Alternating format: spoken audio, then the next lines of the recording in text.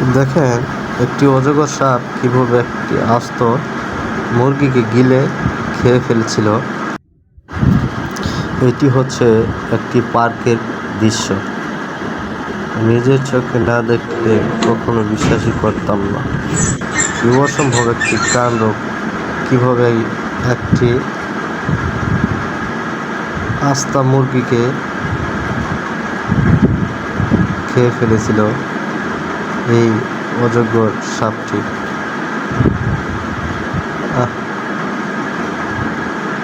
কি একটা মর্মান্তিক দৃশ্য, অবাক করার বিষয়।